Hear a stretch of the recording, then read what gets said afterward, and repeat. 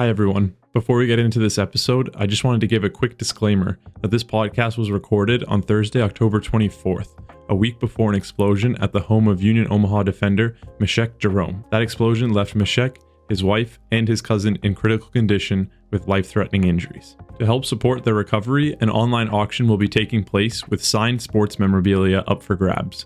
If you have any items you're able to donate for this auction to raise money for Mechack and his family, please contact me at theinsiderslounge@gmail.com. Additionally, Union Omaha has set up a GoFundMe to support Mechack and his family.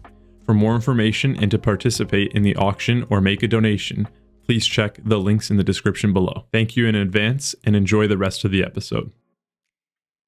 Everybody, welcome back to the Insiders Lounge. Today we have another special episode and another special guest. Dominic, thank you for joining. And I know we've had quite a long conversation already before the recording, so it's great to get on here and finally get the recording started. But if you can give a quick introduction and then we'll roll into things here. Yeah, nice one, Chad. Thanks for having me. My name's Dominic Casciato.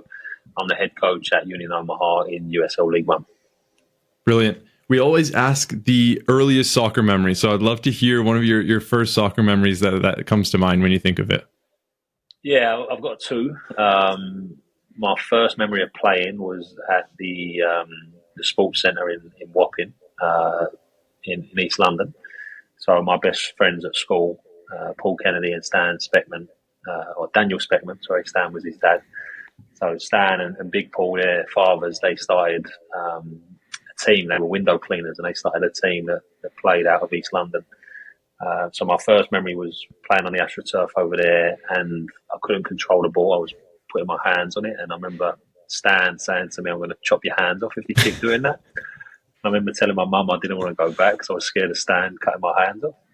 But I did go back. My first touch didn't get any better. And then I guess the other one that goes alongside that around the same time was the '94 World Cup. My dad's Italian. It was I guess I was 7 or 8 years old at the time. And obviously Italy done really well in that tournament, got to the final. You know, Roberto Baggio, unfortunately missing a penalty. But I just remember seeing the passion of the people. I remember being fascinated by America at the time as well. And that's probably where this bug to come to America and try something here came from. And shortly after that, Tottenham ended up signing Jurgen Klinsmann on the back of that tournament. And that was kind of when I really fell in love with the game. And that all happened around the same time.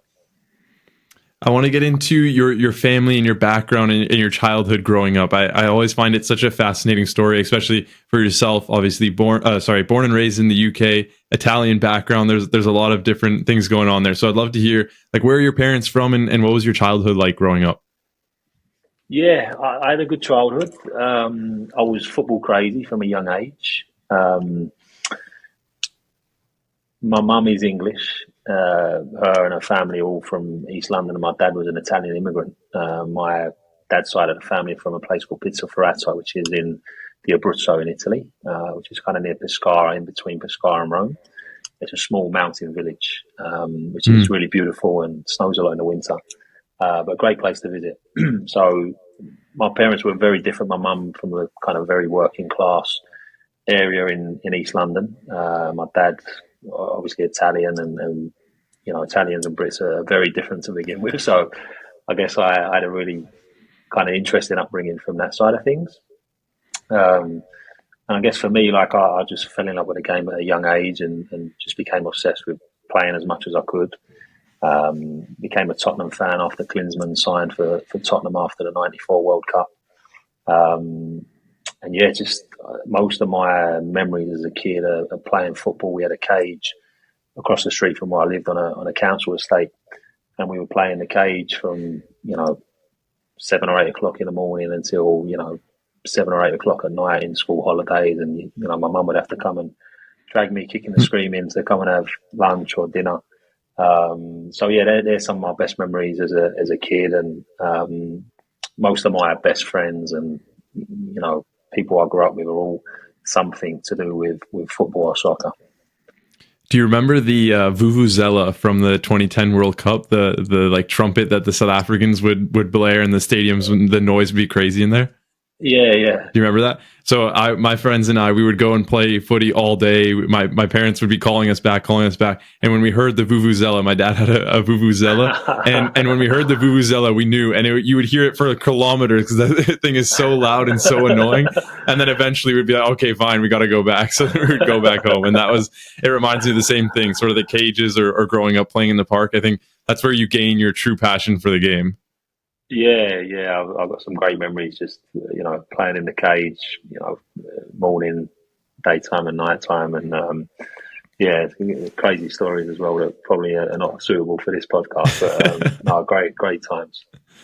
I wanted to get into your career in a little bit of a different way. Normally we go from like sort of club to club and get some different inspirations from each one and sort of your times there. But I wanted to do like in a quick fire way, because you've been around quite a bit in terms of the US side, especially in your coaching career. So if we start off with St. John's, can you give us a quick rundown of sort of your role and responsibilities there? And then we'll dive into like some of your best stories or best moments while you were there. Yeah. So I was a graduate assistant coach. I would help with the coaching side. I'll be responsible for a lot of the analysis, and a big part of my job was looking after the guys that weren't playing. So like the first year players, the red shirts, those type of guys, and keeping them engaged, keeping them feeling connected with the team, and working a lot with individuals kind of on a one-to-one basis. And I was really fortunate to work with guys like Tim Parker and Connor Lade, Rafi Diaz, all guys that went on to have good careers from St. John's. Really, really fortunate and blessed to be around some good coaches. Dave Mazer, his record in college soccer is almost unrivaled. Jeff Mateo, who's been like my big brother. I think he's helped me get every job I've ever had, Jeff. And then Benny Malou as well now works on the technology side of the game with Spidio. So I had some really good influences on the coaching side, was exposed to some really good players, and Dave Mazer and the way the program is at St. John's, they maybe don't have the most resources, but they're able to get the most out of their resources. And I think what struck me from my time at St. John's and really from the first time I met Coach Mazer was the amount of detail and the amount of work that went into preparing for a game, preparing for a specific opponent. Because I think on the playing side of things, you can be pretty naive to that.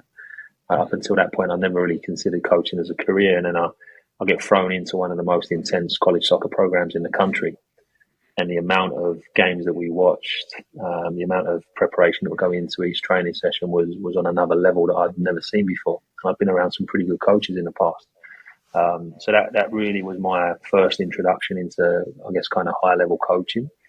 And it was a wonderful introduction and really kind of opened my eyes to the work ethic and the attention to the detail that needs to go in to your work if you're going to be successful. We'll get into Dix Hills and Jersey Express. I know they kind of overlapped. You got into the USL2 game. I'd love to hear a little bit more about your sort of memorable moments there and some lessons that might have come from sort of now you're getting more into the club side and sort of starting to gauge into the USL side and get a better understanding there. So I'd love to hear both of those. Yeah. So I mentioned Jeff Mateo earlier, and Jeff has been like my big brother since I came back to America to start coaching in 2010. So Jeff kind of got me in the door at St. John's, and then at St. John's, I wasn't doing a ton of on-field coaching, right? Like you had Coach Mazer there, who was running most of the sessions. You had Jeff there, you had Benny there. So, all these guys were ahead of me in terms of experience, responsibilities, that sort of thing. And I started to look at it and say, well, look, if I want to be a good coach, I actually have to do some more coaching. So I spoke to Jeff, and he set me up to coach a club team called the Dix Hills Elite. And I think the kids were like 98s or 99s. I took them over when they were like U14, and they were a pretty good team. They were known for being like really direct, which is pretty rare to find a U13 or 14 team, but at least for me it was anyway. So I took over this team, and the manager of the team was one of the parents. He's like, yeah, we just, these other teams, they're a lot more skilled than us now. So a big focus for us was just improving the skill level of the players, the technical level, and playing some better football, really. And we were able to turn things around pretty quickly there in terms of the way we played. And in that first year, we made it to the national final. I guess it was US Youth Soccer at the time. So that was definitely the highlight. The low light was losing on a penalty right before we went to a shootout. We played a team from Santa Barbara, but it was a wonderful bunch of kids. The parents were great as well, and I coached that team for a couple of years. Um, and I guess that was nice for me because I got to experiment with things, right? Like if you're at college level and you're an assistant coach or a graduate assistant like I was, you don't get to experiment, right? Yeah. You're doing what the head coach wants you to do. And this was an opportunity for me to try different things, to work with a bunch of players that were really committed and just great families. And I still speak to a lot of the families, a lot of the kids today, and kind of keep track on what they're doing, which is really nice. In fact, last year when we won the title in Madison, some of my first messages were to some of those parents from Dix Hills. So we've definitely come full circle with them. But then alongside that, Jeff was the head coach at the Jersey Express in the USL2. And he brought me in as his assistant. I would help him a lot with the training sessions with pretty much every aspect of the program. And in our second season there together, we basically won kind of our division, then the region, went on to nationals, and we lost in the semi-finals. But we were really fortunate to have some really good players, guys like Matt Turner, Tommy McNamara, guys that had really good careers in the MLS, and obviously Matt now is playing in England. So exposed to, again, like top level American players, which playing in Division 2 collegiately, you don't get exposed to that level of player, right? And you don't understand that there's very, very good American players out there. And again, working there exposed me to that and challenged me as a coach, because those players need more if you're going to make them better. So that made me think more and made me question my work more and allowed me to develop a lot as a coach. And I think it's so underrated nowadays. A lot of people are just trying to sort of climb this career ladder and get to the professional game as quick as possible. Where if you spend your time, like you said, you almost took a step back from the collegiate level down to youth level, but that time gave you time to experiment, try new things, learn what is Dom going to be like as a coach? How am I going to coach? What are my philosophies going to look like? And I think that's important to test that out all early on in your career, especially at that level where you can try new things. And then you slowly build onto it. You go to a USL2 level where you're back working with collegiate players, and then you can slowly work your way up into the professional game. And I'm sure now, looking back, you can see that was maybe the right move in that regard. Yeah, I think so. And I think after working with Dix Hills and after working with Jersey Express, I then took another job as a director of coaching with the Brooklyn Italians, which is a really well-known club in New York. And I took that job because I felt like there were gaps in my development. Like I'd never worked with the youngest age groups, right? Like the 7, 8, 9-year-olds. I never worked with those kids. And I'd never managed coaches before, right? I'd never managed the staff before. So I took that job because I realised that would allow me to fill in some of the cracks in my own armour. And that was another wonderful experience and something I took a lot from. No, that's great. The next one that sticks out to me is obviously working with Espanyol and La Liga. So tell me, how does an Italian from Italian background in working and living in the UK, now in the US, and then all of a sudden you're in Espanyol? I'd love to hear more on that story. Yeah, so I was working at Brooklyn Italians, and I've been there for like 3 seasons, I think it was, or 3.5 years. And I started to think, like, I'm a young coach. I feel like I'm, pretty good, but I don't know how good I am, and I feel like I need to challenge myself a little bit. And at the time, I didn't really know much about MLS academies. I figured that was going to be pretty difficult to get into as somebody that didn't have a green card or anything like that. So I started to think, all right, I could speak a little bit of Italian. Maybe I'll go to Italy, spend a year there, perfect my Italian, work for a club there, voluntarily or something, and just kind of have a great experience, right? And see another way of coaching, another way of playing. And then one day, my girlfriend at the time, she's now my wife, she called me, and she'd been accepted onto a master's program in Barcelona, and basically put a gun to my head and said, listen, either you're coming or we're over. So, it was tough to turn down Barcelona. It's definitely impossible to turn down her. So we ended up going over there. I didn't have a job. I didn't know any Spanish at the time. And I started to think about it like, what better place in the world than Barcelona to go and study coaching. But then two, I started to look at the US market, realizing that we'd probably end up coming back to the US. And I thought, well, the Hispanic and Latino presence in US soccer is huge, right? And if you speak Spanish, I think that puts you at a big advantage to people that don't.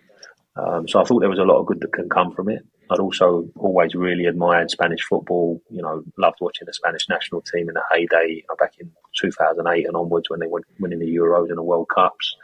Obviously, Pep's Barcelona, those teams. And then I had an assistant in Brooklyn, at Brooklyn Italians, called Jorge Nicora, who was from Alicante. And this guy was just a brilliant coach. His session design was brilliant. He was obsessive. His attention to detail was outstanding. And I started to think, well, blimey, like, if Jorge's this good and he's got to come to America to work, what are the guys working for Barcelona or Espanyol or Madrid? How good are they? So I was really excited about going to Spain. And we got there. I'd given up my job, given up my visa, basically given up everything to go there and just kind of figure things out, which I wouldn't recommend anybody just doing, by the way. A little crazy looking back on it. But went there, and within a couple of weeks, I get introduced to somebody at Espanyol, a guy called Eloy Perez, who was a former captain of the club and now works at the training ground. So I go there, and I'd been taking Spanish classes, right? And I had like 2 weeks of Spanish classes. It was terrible. Can't speak any Spanish. And I'm sitting there. He doesn't really speak English, and he's saying to me, I understand a little bit of Italian, and like my Italian's not perfect. So I'm like, we're having this crazy conversation that I don't think either of us are understanding what we're getting at. And basically what I was trying to say to him is, look, I'd love to just come in and observe training and, that sort of thing, whenever I can. So he said, okay, we kind of exchanged numbers. I feel like eventually I got my message across. And then my wife, like, she's now my wife, she was my girlfriend at the time, when I get back to our apartment, she says to me, hey, like, how did it go? So I'm like, I don't know, I feel like maybe he didn't understand me, I couldn't really understand him, like, hopefully he got the message. And literally, as I'm saying that, my cell phone goes off. And it's a message from him. And I look, and my Spanish is terrible at this point, right? So I look at this message, and I'm like, I've got no idea what it says. Like, what does this say? And she said, it says he has a little job for you. So it turns out they have a partner school called Aula Europea. And I went and ended up coaching there for them, 2 of their 7-a-side teams where they play some players that were in the club. And then the head PE teacher there, Albert Villarroya, he was one of the academy directors. And then once I started working for the school, I then started helping out with the pre-academy, and it just kind of snowballed from there. Because I was always at the training ground watching sessions and, going to games on the weekends and all that sort of thing. I think they all thought I was crazy, but they would just throw things at me, say, like, do you want to do this weekend? Do you want to do this for us? And then eventually I was kind of helping pretty much all over the place, which was great, for me to practice my Spanish, to get around some really high-level people and help out as much as I can was amazing and exactly what I was looking for.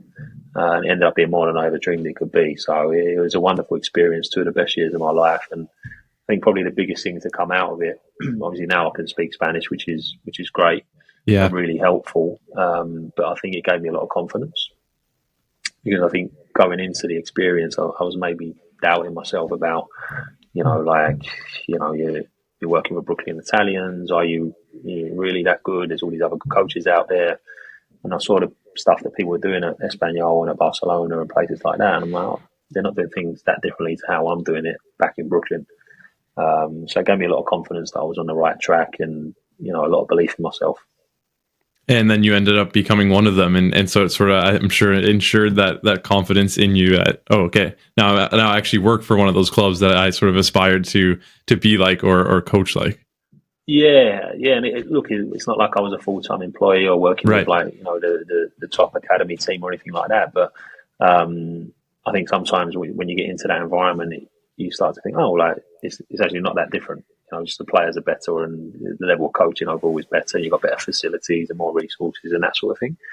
And I think that was one of the things that impressed me about Espanyol is they had super limited resources, but the creativity and I guess the resourcefulness of the staff there was really, really impressive and something that left a lasting impression on me.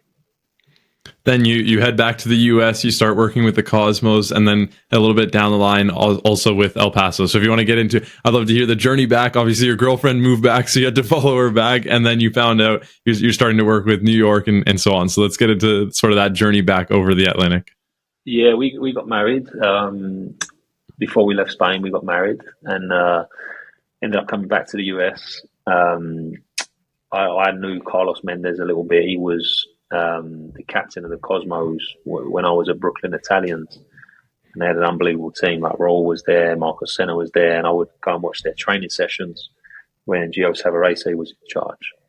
So I'd go there as a young coach, trying to get ideas, seeing what they were doing. Carlos was always a great guy. I would always say hello and, make time for people.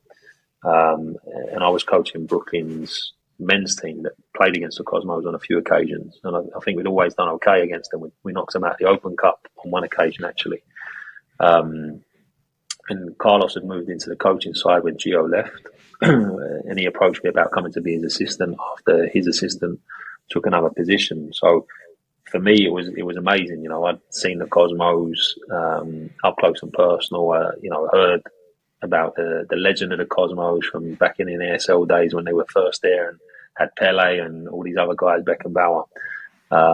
Then seen the rebirth and was really excited to go and work with Carlos. And after, I guess, about like a week on the job, COVID hit. So our season just kind of got blown up. And it became pretty obvious towards the end of that year that it was going to be tough for the club to continue in the way we were doing. And, after, I guess, less than a year at first team level, I was then out of work. And I'm like, damn, I feel like I was just getting started and the rug's been pulled out from underneath me. But unfortunately, in that period, I was doing my A license and a lot of it had been shifted to online because of COVID. And in my A license group was Mark Lowry, who was a coach at El Paso at the time, is now with Real Salt Lake with the second team there. And Mark and I connected, and he ended up offering me the job to come and be his assistant coach in El Paso. I didn't really know anything about El Paso. But then the more I learned about Mark, the more I learned about the team and the way he was doing things, it became a no-brainer. And going there and working with him, helping him and Matt, who had a really good thing going on, was a really crucial part of my development, because I think everybody has this idea in their mind about how they want their teams to play, what they want it to look like. And sometimes there's a disconnect between like what you want it to look like and what it actually looks like, and then how you get it there, right? And I think I had some of the pieces in place, but then when I saw Mark work on a day-to-day basis, it helps connect a lot of dots for me, because he was just brilliant on the grass. I think definitely one of the best coaches around. And the way he could articulate his ideas, put them into action with exercises was just different class. And yeah, learned a lot from that experience and from being around someone like Mark and someone like Matt. So if we go into like your first 6 months there, what is it? How do you actually approach that? What was your approach there? What were your initial impressions? Like, what are you trying to do within that first 6 months in terms of like the learning strategy of, okay, I'm back to being an assistant coach. You mentioned it reminds me when you were at St. John's, you were almost analyzing a lot in many ways, where a lot of the other guys were doing the coaching. Obviously, in this case, you were doing a little bit more coaching, but I think a lot of analysis just in terms of understanding the game. Now you're at the pro level. I'd love to hear like just insights into the first 6 months and how you approached it. Yeah, I think the first 6 months, it was quite intimidating for me, because I've never been around anyone that was as good as Mark. Like, Mark is brilliant. And I was like, wow, like, how do I add some value here? Because I'm not the type of person that just wants to be there picking up a paycheck and, putting a few cones down. Like, I want to help with whatever we're trying to do. So for me, it was all right, like, these guys are really good. The team is already really good. What can you do to support the work that's already going on? And Mark was great with that in terms of saying to me, look, I think this is where you could add some value. I started coaching the Under-19 academy team, and we developed a full-time program with a partnership with a local school, which I'm really proud of. We got a lot of players into the first team the following year through that program. We got a bunch of kids that are first-generation kids, kind of like me, really, with immigrant parents. We got a bunch of those kids that hadn't really been exposed to education. We got them scholarships to different universities. So that was kind of how I added value, like on the overall club side, and then on the first team side, it was really like being humble and listening to whatever Mark felt like he needed and felt like the team needed, and stepping in wherever I could to help with that stuff. One of the things we started doing was individual scouting videos on the opposition, and I think the detail that went into them in a concise fashion was really good, and I think it helped support the good work that was already going on there. And then a big part of my role was working in possession. My label was like in possession coach or attacking principles coach. But if you watch Mark's teams, like they've always been unbelievable with the ball. So I was like, I don't know how to make these guys better. But I actually have the stat line. Do you want me to read it for you? So sure. It's you were responsible for an increased shot conversion rate from 14 to 18%, jumping from being ranked 21st to 5th in goals scored. So that was one of my next lead up questions is what was the approach like and what were some specific examples in terms of how you actually changed the way? You mentioned Mark was a brilliant in possession coach. The team was already good in possession. So how did you help change that?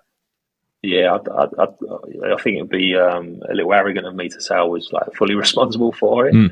I think I helped a little bit. I think number one, I think the players that Mark brought in that season definitely helped. You know, guys like Lucho Solignac, great players, scored at every level he's worked at or played at. Sorry, he's done that for a reason because he knows what he's doing and knows how to find the back of the net.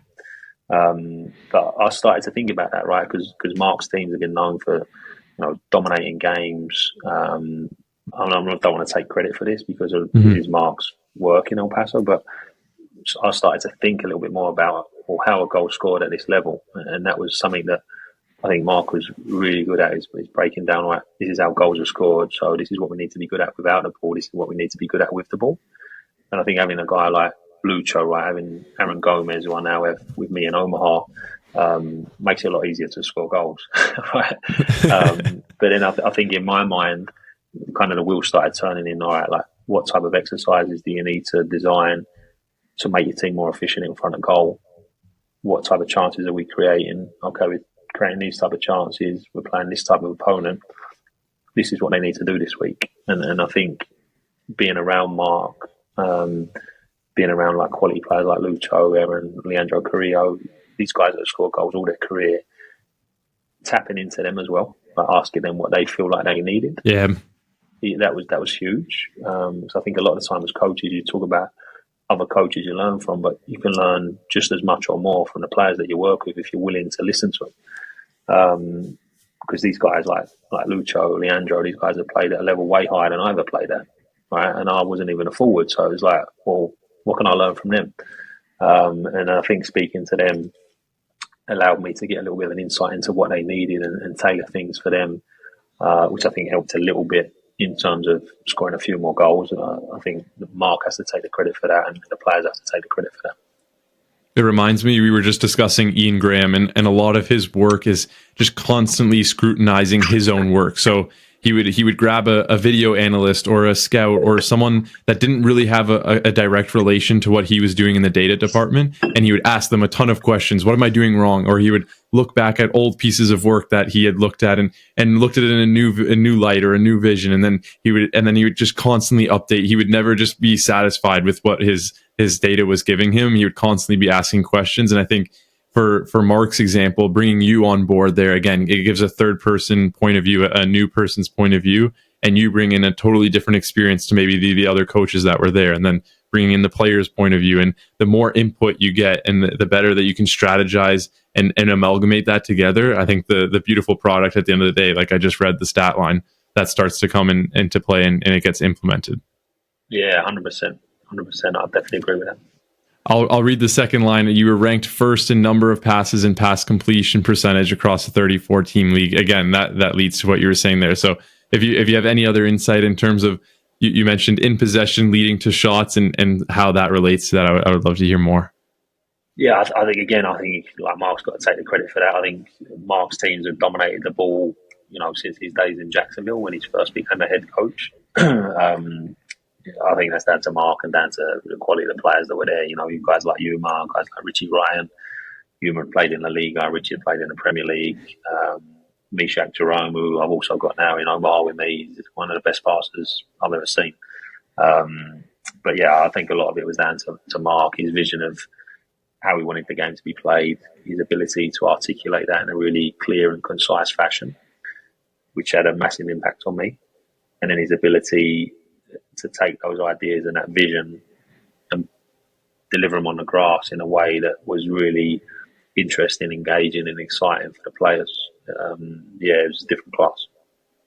I wanted to get more involved in the actual environment and structure of El Paso. We look at some of the names of young guys coming through there: Diego Luna, Brooklyn Reigns, Diego Garcia. Like, these are top names that are now in the MLS, and I think soon will be on the European side, especially. What was actually fostering in the environment to allow these young guys to grow through? I know the championship is sometimes extremely difficult for young players to kind of break through, because it's almost, it reminds me of the championship in the UK. Very hard, very gritty, a lot of big guys. You mentioned some of the forwards that you have on your team and so on. So I'd love to hear what was different in El Paso, or maybe just what was unique about El Paso that allowed for that. I think El Paso is a hotbed of talent. You know, most of the MLS clubs have a scouting presence there for a reason. You've got tremendous talent there. And I think the best example I could give you is about Diego Garcia. So, as I said, my first year I was coaching the under-19 USL Academy team in the evenings. We'd only train like on a Tuesday and a Thursday night.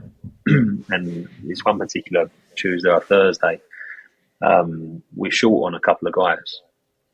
So I speak to the academy director, is there any younger kids that can fill in tonight? So I was like, yeah, let me see. There's not that many good ones. So I'm like, okay, just need a few bodies. Like, it's fine, because you want to play 11v11 or whatever we were doing. So he gets these kids to come along, and they start playing. And I'm like, hey, who's this kid? He's like, oh, that's Diego Garcia. I'm like, oh, he's interested. He's like, you think so? I'm like, yeah. Like, he looks like he moves well. He's a good left foot. Let's see a bit more of him. What's his age at this point? 14.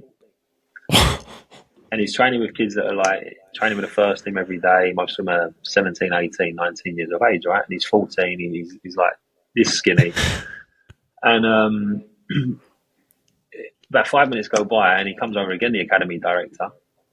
I'm like, he's the best player here. I'm like, we've got to get him in with the first team tomorrow. So he's like, you think so? I'm like, yeah, 100%.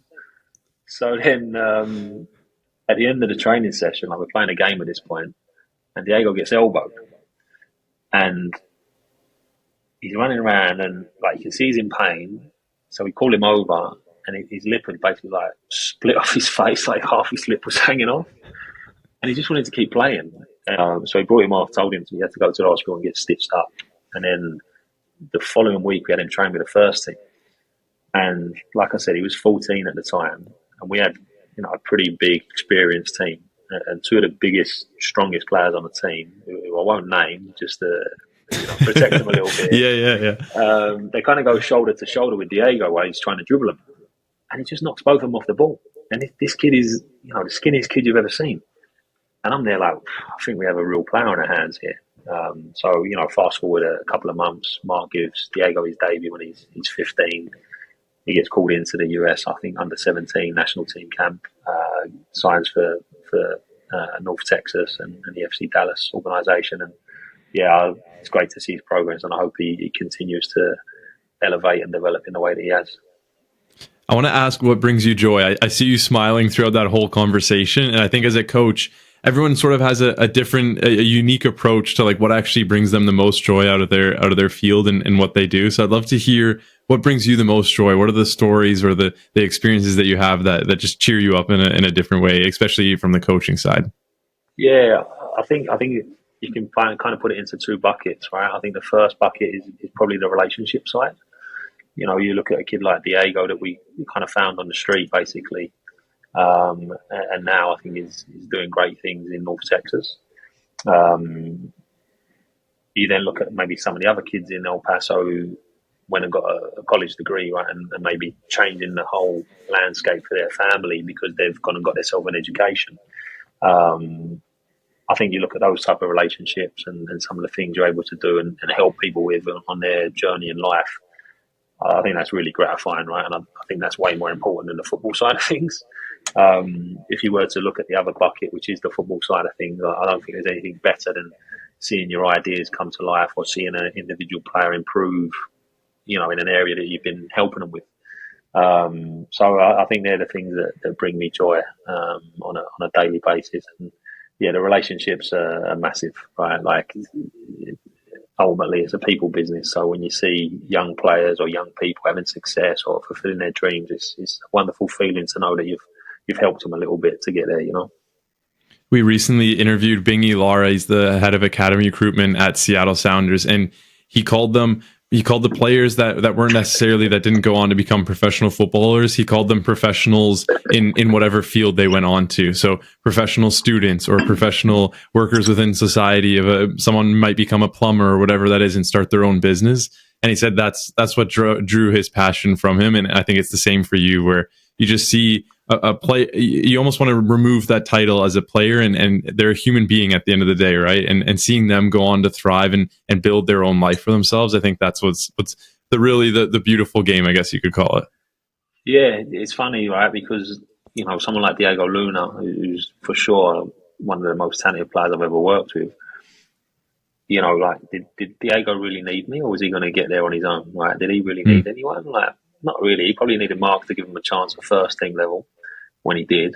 Right, so I think them colliding at the right time really helped him. But the kid that went off and got a scholarship and is finishing his degree now, like, that kid needed my help more than Diego did, right? Like, Diego knew exactly what he was doing. Right? So I think that stuff can be more gratifying, and that's some of the work I'm most proud of is helping those type of kids rather than the top talents, because I think the top talents they're going to find a way to get there regardless, and someone's going to help them along the way. We've got one last stop before we get to where you're working at currently. You go back over the Atlantic. You work with FC Midtjylland, but I think it was also a remote role in a sense as well. I'd love to hear, how does that opportunity come up again? Again, you have such these unique jumps in your career, so I'd love to hear more on that and just your role. It's a little bit of a different role compared to the coaching side. Yeah, for sure. So I'd kind of mentioned to you when the Cosmos went out of business at the end of 2020, I wasn't sure which direction to take. I felt as if coaching was maybe a little bit volatile, and I've had a real recent experience of how volatile it could be when the club went out of business. So I started to think, all right, like, I think I have an eye for talent. I think I could be pretty good on the scouting side, potentially becoming a sporting director with some of my coaching experiences as well. And I'd headed up the recruitment at the Cosmos that season too. So I started to think, well, how could I expose myself to what, bigger and better clubs and established scouts are doing? And around the time I started to think about this, I saw a job posting, I can't remember where, for FC Midtjylland who were looking for, voluntary remote scouts. So I was like, wow, like, they have a great reputation for recruitment. This would be an opportunity to learn loads. So I went through a recruitment process with them and was selected to be part of their program and ended up being part of that program for about 2.5 years, where basically you would look at players for them, you'd write reports, you'd recommend players, you'd meet with Christian, who was their kind of head of recruitment at the time. I'd meet with Christian, we'd talk about players, we'd talk about the reports that we did, and I got an insight into Midtjylland and how they look at players, what they look for, the things that they value, how they set up their positional profiles, that sort of thing. And I was actually really nervous, like, because it was a voluntary position. I'd started it before Mark had offered me the job in El Paso. So then Mark offers me the job, and I'm thinking, no, I'm probably going to have to stop the work with Midtjylland now, right? So I asked him, I'm like, hey, look, I'm doing this scouting thing, like, I really like it. Like, would it be all right if I stayed in? And I'm expecting him to say no. And he's like, oh man, that's great. Like, I'm sure we could all learn from it. And that was the type of guy Mark was and is, So I'm really thankful that he allowed me to continue in that program. And I think being in that program at the time, I was obviously not sure whether I was going to continue with coaching or, try and go down the scouting or sporting director route. And I think working with someone as good as Mark and then working with a club as good as Midtjylland, it really allowed me to see, like, very high level stuff on both sides of it. And ultimately I've kind of gone more towards the coaching side of things now, obviously, which I think is where more of my passion lies. But, who knows, in 10 years' time, potentially I'll shift back over towards scouting, recruitment, directorship, who knows. I think that's the beauty of the football industry. There's always somewhere to be. You don't necessarily have to stick with one path. You can always kind of switch things up. Yeah, exactly. Let's get into Union Omaha. The 2023 season, you're coach of the year and you win the league. I know we almost see this where you go like, oh, he got, it could have been a sign of, oh, he got lucky, or you sort of see it in the glory while it happens or as soon as it happens. But I know there's so much work behind the scenes that goes into that. And I'd love to dive into some of we've even spoken about some of them now, some of the lessons you've learned in many of the different clubs you worked at. But I think behind the scenes in that year, what were some of the things that you guys were working on behind the scenes that maybe people hadn't seen until you won the league or realized until you won the league? I know it's a little bit of a confusing one, but I think there's some insight behind that. Yeah, I think it's interesting because when I came in, I think part of the reason why they hired me was because of, I guess, my reputation, like within El Paso, like within the USL, seeing the football that had been played, by Mark in El Paso, and the club wanted to play, an exciting brand of soccer. They wanted to score more goals, that sort of thing. So that was kind of my remit. Was you got to make us more exciting to watch. We've got to score more goals. So then it was all right. Like, how do we do that? What type of players do we need to do that? And we came in really late in the cycle. So I think I got the job maybe 3 weeks before pre-season started. Oh, wow. We had like 11 or 12 players signed at that time. So then we quickly signed some players and we got some big pieces in the door. We signed a Pedro Dolabella, who had been MLS Next Pro top 11. His club, Rochester, had gone out of business and nobody wanted to sign him, which I just thought was crazy. And I'd seen Pedro play at Marshall, thought he was a great player, thought he could play a number of different spots and could be really, really useful in the USL. Same with Steven Dos Santos. I'd watched him play for Tampa and before that at Pittsburgh, and spoke to Neil Collins, who told me Steven was going to be leaving the club at Tampa. And I was just like, well, if this guy's available, I don't think we can get him, but let's try it. And that was kind of our approach with a bunch of guys. It was kind of like that with Pedro. I was shocked he was available. It was kind of like that with Steven. It was kind of like that with Alexi Swahi, who's no longer here now at Tulsa. So I think first things first, like we got some really good players in the door, just because we were willing to ask the question and put ourselves out there. And then from that, it was about, okay, like we want to play this way. And then I quickly realised, because the league was so transitional, that we couldn't really play the way I wanted to play. So we changed a couple of things tactically, just to protect a little bit more against transition moments. We also started to focus more on, how can I say it, almost like the soul of the group and the relationships within the group, rather than just the X's and the O's and putting on good training sessions. More focused around the relationships, making sure the guys are enjoying what they do every day. Because I started to get the sense that the players were kind of maybe bored of the environment or not loving playing football anymore. So that was something that we had to fix. And that's not a hangover from the last regime. That was something that, within a couple of months here, we started to realise, all right, it's a pretty quiet group. The synergy doesn't seem to be there between the players. Like, we've got to do something to address this, because this could, slip through our fingers pretty quickly. And when we did that, like a couple of tactical changes and then more of a focus on the relationships, the results started to turn around, and thankfully we're able to win a regular season title and have a great season.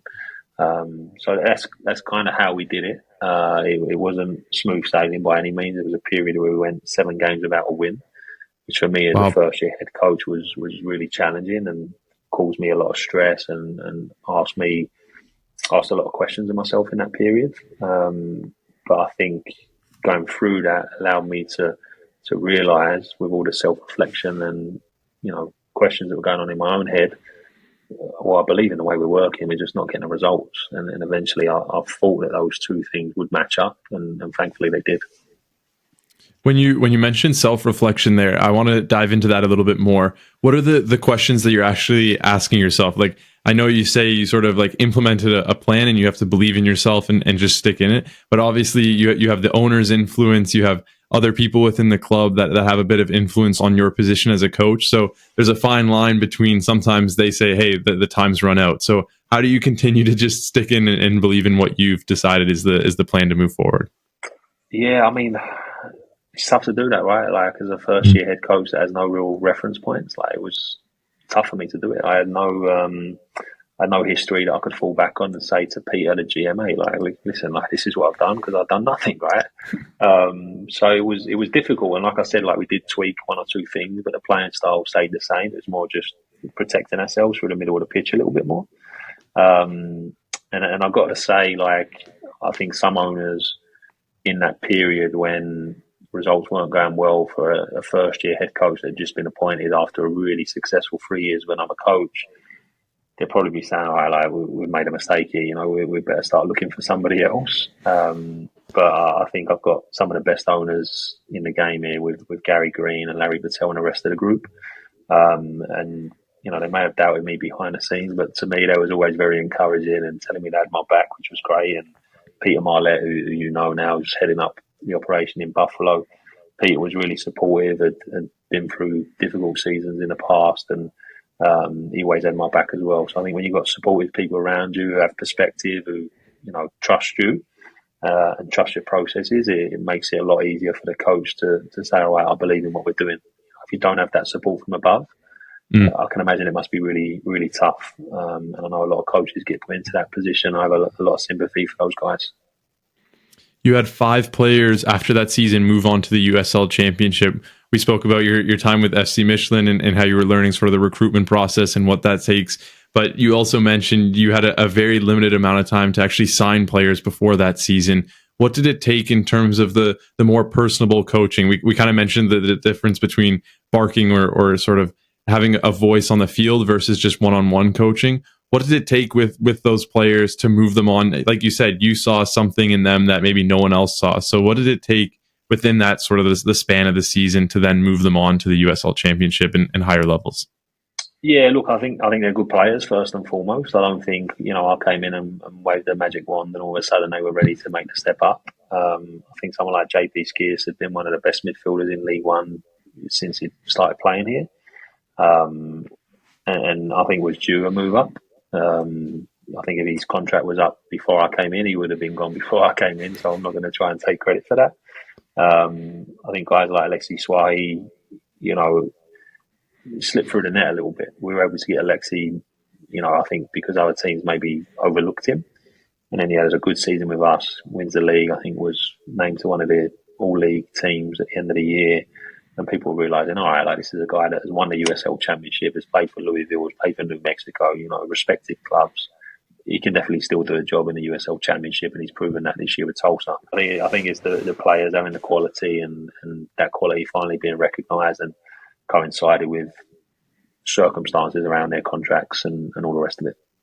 Is there a like KPI or an objective that's focused on that? Like, does the club look at like, hey, we want to make sure that we do well in terms of results, but also that we do well in terms of building players and allowing them to move on? It's sort of like how an academy focuses on, look, we want to provide the first team with quality players, but we also want those players to move on so our club's sustainable. I'm curious if that's a KPI or an objective there. Yeah, it's been a priority for the club for sure. Okay. In terms of moving players on, I think right now we've got 2 young players that I have high hopes for. Anderson Holt, who's a young left-sided centre-back, and Mark Bronick, who's a young centre-forward who's only 17 years old, I think about to turn 18. So not that, you know, we have a crystal ball, but the club's plan is that those players play, they get valuable experience, and they become, you know, valuable commodities and assets for the club.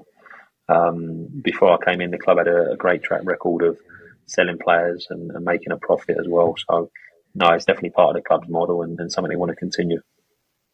And when we stay on sort of the recruitment subject, the limited salary budget is obviously a huge factor in this. And clubs have different approaches in different regions of the world, but even within one league, you can see big spenders and then more clubs with more limited budgets. I'm curious what it takes then in terms of recruitment. Obviously, you don't have the money aspect, or you don't have that aspect to increase and bring players in. So how do you approach players then to get them to understand the project, especially like your first year there? You don't have a ton of experience in terms of background in coaching. What are you doing to speak with players and say, hey, we have this project, we're ready to go and make something for ourselves? I think it's just having a real honest conversation with the players, right? I think a lot of the guys we got in year one, they kind of needed us as well, right? It wasn't like they had 10 offers with 3 weeks left to go until pre-season started. These were guys that had been overlooked a lot of the time. So we were probably in a pretty strong position going into it in year one. I think coming into this year, we're in a stronger position because of how we've done on the field and the success that we've had. And obviously the players that have moved on, right? A lot of those guys that were signed before I came here, that also helps, right? Because players see there's a proof of concept there. Oh, well, like if I do a year or two at Omaha and do really well, chances are I'm going to move up to the championship, right? And move on to a club where I can, earn more money and play at a high level and all the rest of it. So for us, yeah, it's something that, we've used different parts of the club's history to get players in the door. I think it always starts with me having a conversation with the player once we realise, all right, they may financially be within range for us. Having a conversation, getting to understand the player, what makes him tick. Is he going to be somebody that fits into what we're trying to do here, which is making sure everyone sacrifices for the team first and foremost, because if you do that, then the individuals within the team can have individual success. We mentioned last year the team won the league. You won Coach of the Year. Now, just the last weekend, you won the league again. What were the biggest differences between the two teams and the different environments within the team? You mentioned the importance of last year, really trying to get the synergy up and the chemistry within players. I'm curious, compared to this year now, obviously a little bit different in the way results played out throughout the season, but what were some of the biggest challenges behind the scenes from this year compared to last year? Yeah, I think last year we had to put a lot of work into making the group kind of united and maybe a little bit more outgoing and fostering those relationships between the players a bit more. I think last year probably I also had to gain the credibility of the group, right? Just coming in as a first-year head coach who'd never coached at that level before. There was probably a lot of question marks, right? And rightly so. So I think going into year two, because we'd had some success, some of those question marks probably go away. But there were still a lot of challenges, in this year.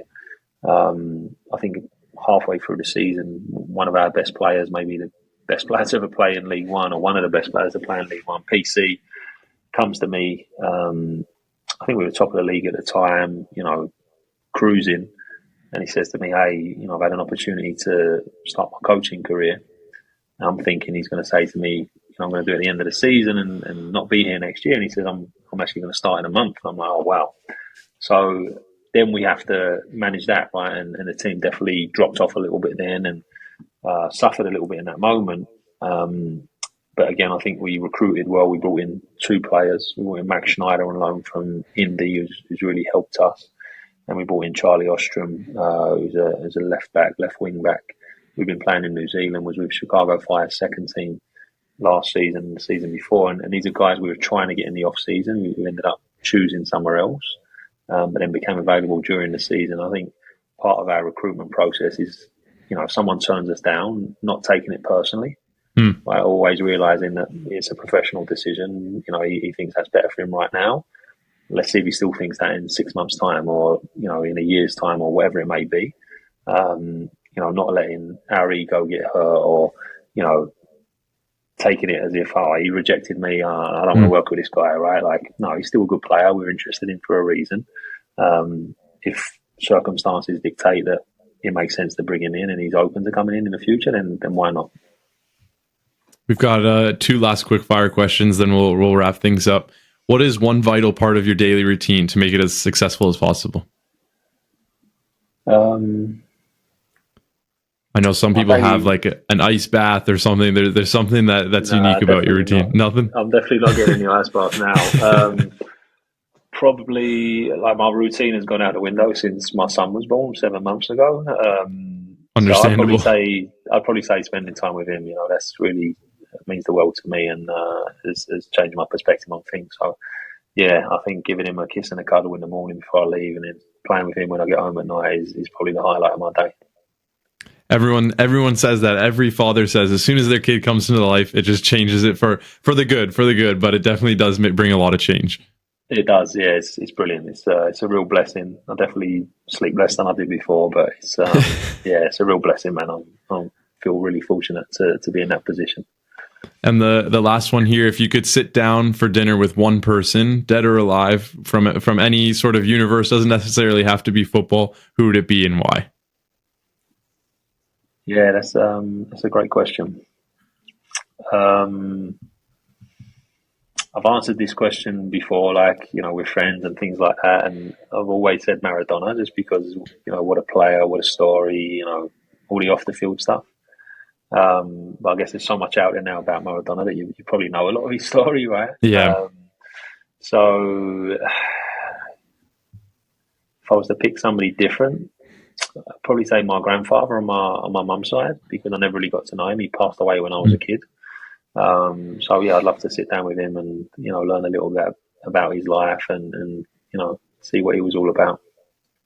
I really appreciate the conversation. A lot of great insight into the current project, but also what you've done in the past. If you have any last words, and then we can wrap things up.